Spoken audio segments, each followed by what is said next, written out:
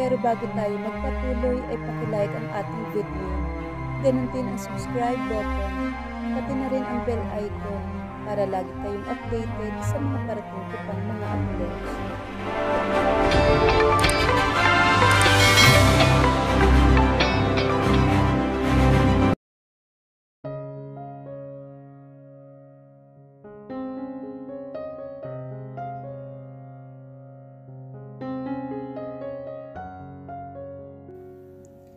Naabutan niya nakatayo sa labas ng silid si Ryan at Rex. He is at the rooftop. Hinihintay ka. Kasama niya si Daniel. Ani naman ni Ryan. Muli niyang inayos ang pagkakatupi ng manggas ng kanyang long sleeve white polo at tinungo ang elevator. Akmang sasara iyon ngunit napigilan iyon ni Ryan. Pumasok ito kasama si Rex. Huwag ka mag-alala. Walang pustahan na mangyayari. Kailangan ka lang namin samahan. Nag-aalala kami na baka mapatay mo yung tao. Ani naman ni Rex. Hindi siya umimik. Napatiimbagang siya. Alam ni Sander kung gaano niya kamahal ang asawa. Ngunit nagawa pa rin itong ilayo sa kanya ang asawa niya at ang mga anak. And Papa, narinig niyang iyon ang itinawag ng anak niya at nasasaktan siya. Inilayo nito sa kanya ang pamilya niya. Inagawan siya ng karapatan sa mga anak niya. Pagbabayaran ng lalaking iyon ang lahat. Ang sakit na idinulot nito sa kanya nitong nakaraang 5 taon. Ilang sandali lang ay tumigil ang elevator sa pinakahuling floor ng hotel. Mabilis ang bawat hakbang niyang tinungo ang hagdan paakyat ng rooftop. Narating niya ang rooftop at nakita niyang magkatabing nakatayo si Daniel at Sander habang nakasuksok sa magkabilang bulsa ng mga ito ang dalawang kamay at nakatingin sa kabilang building. Nakaharap ng kinaroroonan ng hotel. Mabilis ang bawat hakbang niyang lumapit sa mga ito. Sander! Tawag niya. Kasabay ng paglingon nito sa kanya ay ang pagtama ng kanyang kamao sa kanang pisngi nito. Shit! Gulat na sambit naman ni Daniel. Napaatras naman si Sander. How could you do this to me? Malakas na sigaw niya rito. Muli siya nagpakawala ng isa pang suntok na tumama sa gitnang mukha nito. Pinagkatiwalaan kita. Walang hiya ka. Bakit mo nagawa sa akin to? Muli niyang sigaw. Kasabay na muling pag-igkas ng kanyang kamao. Magsalita ka. At marahas na mura ang pinakawalan niya para sa lalaki. Sander just smirked. Sabay tura ng dugo nito. Tumutulo ang dugo sa ilong nito. Maging ang labi ay putok. Hindi ito lumalaban. Hinayaan lang siya nito. Go on. Sige pa, ilabas mo ang galit mo. Ngunit kahit kailan ay hindi ko pinagsisihan ang ginawa ko. Because I got the chance to hold her. You shut up! Muli siya nagpakawala ng sunod-sunod na suntok. Sunod-sunod ang pagtama ng kamao niya sa magkabilang mukha nito. Shit! Dude, stop it! Ngunit tila wala siyang naririnig. Namayani ang matinding galit sa puso niya at sa isip niya. Galit sa taong minsan niyang itinuring na kapatid at matalik na kaibigan. Tao na sa hinagap ay hindi niya akalaing magagawa siyang traidorin. Naramdaman niya ang paghablot sa kanya ng kung sino mula sa kanyang likuran. Stop, Greg! Mapapatay mo na yung tao! Enough! Sigaw nito sa kanya. No, this is not enough. Hindi sapat para pagbayarin ang sakit na naranasan niya sa loob ng 5 taon. Bitiwan niyo ako! Muli niyang sigaw. Daniel and Rex hawak siya nito, habang tinutulungan naman ni Ryan si Sander. Tama na! Muling sigaw naman ni Daniel. Will you please listen first? May rason sila kung bakit nila ginawa yon, kung bakit nangyari ang lahat ng ito. Hindi siya nakinig sa mga ito. Patuloy siya nagpupumiglas hanggang sa nabitawan naman siya ni Daniel. Muli niyang sinugod si Sander.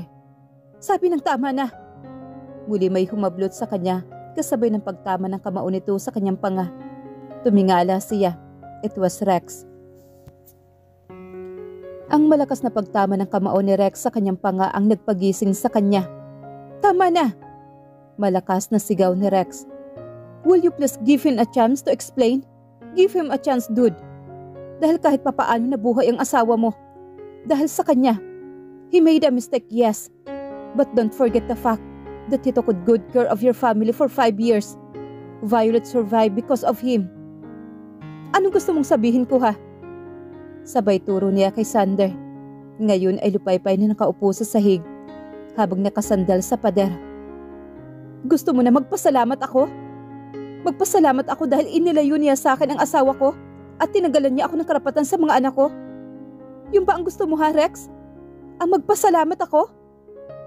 Sigaw niya kay Rex. Greg, alam namin ang pinagdaanan mo. Alam namin ang sakit na dinanas mo. Pero dude, nandyan na ang mag-ina mo. Kahit bali-balik man natin ang sitwasyon, they survive because of Sander. Nakikita mo sila ngayon dahil iniligtas sila ni Sander. Ani naman ni Ryan. Umaalog ang kanyang balikat habang awang ang mga labi niya. Nakaupo siya sa sahig at nakasandal sa pader habang nakabaluktot ang mga binti niya. Napasambunot siya sa sariling buhok at isang malakas na sigaw ang pinakawalan. Sander, sa lahat ng tao, hindi ko inaasahan na magagawa mo sa akin to. Alam mo kung gaano ko kamahal ang asawa ko. Alam mo. Muli niyang sigaw. Sabay ulit tayo at akmang sisipain si Sander na nakasandal sa pader. I know that you like my wife, but I never expected na aabot ka sa gintong punto na itatago mo siya sa akin ng 5 taon. 5 taon. 5 taon mong itinago ang mag-ina ko. Walang hiya ka talaga. Sigaw niya habang walang patid ang paglandas ng mga luha sa kanyang pisngi. Sander closed his eyes. Tila ninanamnam ng bawat katagang binibigkas niya. Umaalog maging ang balikat nito na kagaya niya ay walang patid ang paglandas ng mga luha sa magkabilang pisngi nito. I made a mistake, yes. But that mistake is the sweetest mistake that I ever made in my entire life. I got a chance to be with her. I got a chance to be called Papa by her kids. Mga anak na minsan ko nang pinangarap. You shut up! Sigaw niya. Muli niya itong hinila sa kuwelyo at akma uling susuntukin. Ngunit naging maagap naman si Daniel at hinila siya nito. Stop! Sigaw sa kanya ni Daniel. Bakit hindi mo subukang makinig muna? Kung bakit nila ginawa yon? Winaksin niya ang kamay ni Daniel at muli siyang napaupo sa sahig. Isinandal niya ang likod sa pader. Galit siya. Galit na galit siya. Hindi lang kay Sander, kundi maging sa sarili niya. He can't deny the fact to himself dahil kahit anong gawin niya, hindi mababago ang katotohanan na si Sander ang dahilan kung bakit buhay ang mag-ina niya. Lumingon siya kay Sander ngunit nakaupo sa sahig at nakasandal ito sa pader. What happened that night ha? Bakit napunta sa lugar na iyon ang asawa ko? Isang katanungan sa isip niya sa loob ng 5 taon. Matiim naman siyang tinitigan ni Sander. Sigurado kang gusto mong malaman. Magsalita ka! Sumigaw siya rito. Humugot muna ito ng isang malalim na buntong hininga bago muling nagsalita. She called me at the midnight. She was crying at sinabi niyang nasa hospital ka. She was panicking and she called me asking for help. Napabuntong hininga si Sander. I told her, you're in Cebu. And you're fine. Ngunit naghinala na ako. I asked for her location and told her to open the phone GPS. At nang makuha ko ang kanyang lokasyon, agad ko siyang pinuntahan. Isinandal ni Sander ang likod sa pader at humugot ng malalim na buntong hininga.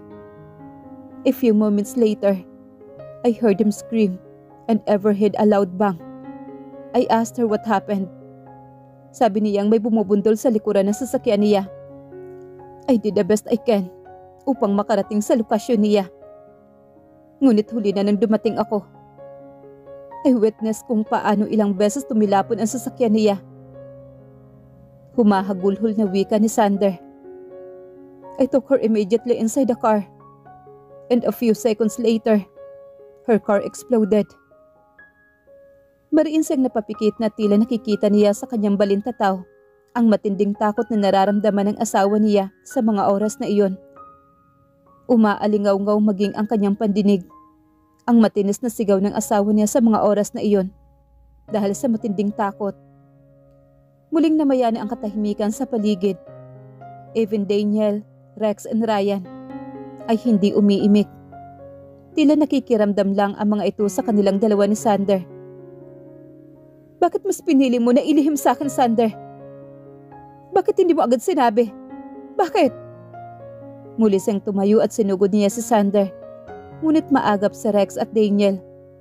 Agad siyang hinawakan ng mga ito, habang hinaharang naman ni Ryan ang sarili kay Sander. Bitawan niyo ako! Maras na mura ang pinakawalan niya. Bitawan niyo ako! Muli niyang sigaw. Walang hiya na kung walang hiya. Sige, ilabas mo yung galit mo at saktan mo ako. Hanggang sa magsawa ka. Pero ito ang tandaan mo, Greg. Ni Katiting ay wala akong pagsisisi sa ginawa ko. Dahil kahit papaano ay nagkaroon ako ng halaga sa kanya. Kahit papaano nagkaroon ako ng pagkakataon na makasama siya. At kahit papaano, naranasan kong maging ama sa mga anak niya. Walang gatol na wika ni Sander. Mas lalo siya nagwala mula sa pagkakahawak ni Rex at Daniel dahil sa mga narinig niya mula kay Sander. Nakayakap na sa baywang niya ang mga braso ni Rex habang nasa unahan niya naman si Daniel. Pwede bang makinig ka muna? Sigaw naman ni Daniel sa kanya. I did try to tell you. Tumayo si Sander. Tiim ang mga bagang nitong nakatingin sa kanya. Pinuntahan kita, Greg. I was about to tell you that Violet is in critical situation. Na nanganak na ang asawa mo. But shit. Nasa gate pa lang ako. I already heard all of you talking about her death. Tiimbagang nawika ni Sander. Walang pinalampas si Sander. Sinabi nito sa kanya ang lahat-lahat. Pagkatapos marinig ang lahat-lahat, pagkatapos malaman ang lahat na nangyari sa asawa niya, pakiramdam niya ay tila ilang beses siyang pinagsasampal ng realidad. Ang daming pinagdaanan na hirap ni Violet, sakit at pagdurusa. Tila siya biglang nanghihina. Those words and revelation that he heard from Sander were like a dagger that stabbed into his chest. Ramdam niya ang matinding sakit sa bawat tibok ng puso niya. Mula sa napaupo at napasandal sa pader, nakatutok ang dalawang siko sa dalawang nakabaluktot niyang paa, habang nakasambunot ang dalawang palad sa sariling buhok. Umaalog ang kanyang mga balikat at walang humpay ang paglandas ng mga luha sa kanyang pisngi. Ang tanging nasa isip at puso niya sa ngayon ay puot at galit sa mga taong naging dahilan ng matinding pagdurusa at paghihirap ng asawa niya at sa mga taong naging dahilan ng muntik na pagkawala ng kanyang mga anak. Napalingon siya kay Sander at bumuntong hininga. Kagaya niya ay nakaupo ito sa sahig habang nakasandal sa pader. Galit siya dahil inalilayo nito ang asawa niya at ang mga anak niya. Nagdusa siya sa loob ng 5 taon dahil sa pag-aakalang patay na ang mag-iina niya. But Rex and Ryan are right. Ito pa rin ang dahilan kung bakit buhay ngayon ang kanyang mag-ina. Humugot siya ng isang malalim na buntong hininga. Tumayo siya at lumapit kay Sander. Thank you. Thank you for taking good care of my wife for the past 5 years. Thank you for being the father to my kids for the past 5 years. Thank you for saving them. Nakatingala siya kay Sander. Putok ang mga labi nito. Maging ang ilong ay may bahid ng mga dugo. Ang buong mukha nito ay namumula at puno ng pasa. Ngunit hindi ako nagsisisi sa pambubugbog ko sa iyo dahil kulang pa yan sa sakit at paghihirap na dinaranas ko sa loob ng 5 taon. Ani niya sa kaibigan. Inabot niya ang kamay kay Sander. Awang ang mga labi habang tinititigan ni Sander ang kanyang kamay na nakalahad. Ilang segundo ang lumipas ay tinanggap nito iyon. Kasabay na mahigpit na yakap sa isa't isa. A few moments later, Daniel, Ryan and Rex joined them. Kailangan pa talaga na may bugbugan na mangyayari bago kayo magkaintindihan? Ani naman ni Rex. Nasaan na kaya si Felicity? Namimiss ko ng batang yun. Bahagya naman silang natawa. Anyway, welcome back Sander. Ani naman ni Ryan. Go Greg, baka hinihintay ka na ni na Abby at ng asawa mo. Ani naman ni Sander. What do you mean? Takang tanong naman niya. Sa Switzerland pa lang ay inamin na namin sa kanya ang totoo. Lahat inamin ko na. At ang pagkikita natin ngayon ay parte ng plano namin ni Abby. I'm sending them back to you, Greg. But please, huwag mo ipagkait sa akin na makasama ang mga bata. I want to spend time with them before I go back to Switzerland. Muli ay niyakap niya na mahigpit si Sander. Salamat. Maraming salamat. Kumalasi at mabilis na tinakbo ang hagdan pababa ng elevator. Mabilis ang tibok ng puso niya. Nasa harap na siya ng silid ng kanyang mag-ina. Humugot siya ng isang malalim na buntong hininga bago pindutin ang doorbell. Wala pang ilang segundo ay bumukas iyon. Sumalubong sa kanya ang mukha ni Abby. Kuya? Hindi ito makatingin sa kanya ng diretsyo. Huminga siya ng malalim at hinawakan si Abby sa magkabilang balikat.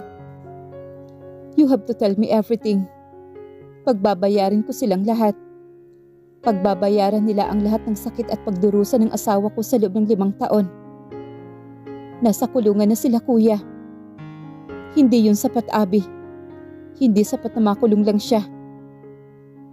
Abby? Kapwa sila natigil na marinig ang boses ni Violet.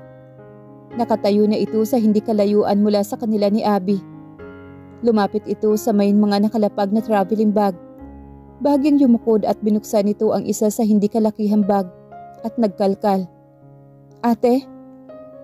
Abby, ubos na yata ang feminine wash ko. Natigil ito sa pagsasalita nang lumingon ito sa kinaroroonan niya. Nakatitig sila sa isa't isa habang napapalunok. Abby, pakibantayin ang mga bata. Huminga ito ng malalim at binawi ang tingin mula sa kanya. Saka bumaling kay Abby. Bibili lang ako, baka may malapit na drugstore sa baba. Ani nito sa utal-utal na pagsasalita. Humugot siya ng isang malalim na buntong hininga. He tried to compose himself. Ngunit ang puso niya ay tila isang baliw dahil sa mabilis na pagtibok ng puso nito. Violet like the old times. She is so simple, yet seductively beautiful, that makes his heart go widely. No, you stay here. Ako na ang bibili. Ani niya habang walang tigil ang paghinga niya ng malalim. Laktasid, hindi ba? Umabot sa pandinig niya ang pigil na tawa naman ni Abby. Habang awang ang labi ni Violet na nakatitig sa kanya, na tila hindi makapaniwala sa narinig nito mula sa kanya. Tumayo ito at lumapit kay Abby. Abby, pakibantayin ang mga pamangkin mo. Lalabas lang ako saglit. Agad niya itong pinigilan ng akmasan nitong lalagpasan. Hinawakan niya ito sa magkabilang balikat. No, please stay here. Ako na. Please, Violet. Nanatiling nakatingin sa kanya si Violet. Habang awang ang mga labi nito. Wala sa sarili na napatingin siya sa mapupulang labi ng asawa niya. Na kani-kanina lang ay hinalikan niya habang tulog ito. How he wished that he kissed the red and luscious lips. But he needs to restrain himself. Dahil baka masampalang siya nito nang wala sa oras. Agad niyang binawi ang tingin niya sa labi nito at sinalubong ang naguguluhang titig ng asawa niya. Aalis na ako. Babalik ako kaagad. May ipapabili ka pa bang iba? Napailing na lamang si Violet. Mabilis ang bawat takbang niyang lumabas ng silid at tinungo ang elevator. Ngumiti siya. His Violet never changed. Kahit na nawala ang ilang bahagi ng alaala nito, ay hindi pa rin ito nakakalimutan ang nakagawian na paraan ng paglilinis nito sa katawan. The feminine wash. Kahit saan mapunta ay laging dala-dala. Paglabas niya ng hotel ay swerte may nakita siyang bukas na 24 hours drugstore. Agad siyang pumasok at bumili. Bit-bit ang feminine wash ay napapangiti siyang muling pumasok ng hotel. Agad siya nag-doorbell. Nang marating niya ang silid na inuukupan ng kanyang mag-ina. But he feels disappointed nang si Abby ang bumukas ng pintuan. Huminga siya ng malalim. Ang ate mo. Pinapatulog niya ulit ang 2 kambal. Ani nito, dahil biglang nagising. Abby took a deep sigh. Hindi ko inilihim kay ate ang pagkatao niya, lalo na ang tungkol sa'yo. Simula nang makapaglakad at makapagsalita sa na maayos, ay walang araw na hindi niya ako kinukulit tungkol sa pagkatao mo. Sa pagkatao ng ama ng mga anak niya. Muli itong nagpakawala ng isang malalim na buntong hininga. I'm sorry, kuya. I'm sorry. We will talk again tomorrow, Abby. Marami kang dapat ipaliwanag sa akin. Ani niya dito. Sige na, puntahan mo na si ate. At ibigay mo na ang feminine wash na yan. Tumingin si Abby sa malit na plastic na bitbit niya at ngumiti sa kanya. Babalik na muna ako sa silid ko. Ani pa nito bago tuluyang lumabas. Marahan niyang inihakbang ang mga paa papunta sa kinaroroonan ng kama ng dalawa niyang anak na lalaki. Ilang sandali lang ay nakita na niya itong inaayos ang pagkakakumot sa dalawang anak. Bahagyang yumukod at hinalikan ang noo ng mga ito. Pag-angat niya ng mukha ay sumalubong sa kanya ang mukha ng asawa niya. Once again the world stopped. Nanatili silang nakatayo habang sinasalubong ang titig ng bawat isa. Ang sabi ng puso niya, lapitan niya ito at hagkan. Ang sabi naman ng bahagi ng utak niya, don't rush. Hindi pa ito ang tamang oras. Be patient. Gusto niya nang sambunutan ang sarili niya. Hindi niya alam kung ano ang dapat sundin. Puso ba niya o ang bulong ng isip niya? Napakagat siya sa kanyang ibabanlabi at humugot ng isang malalim na buntong hininga.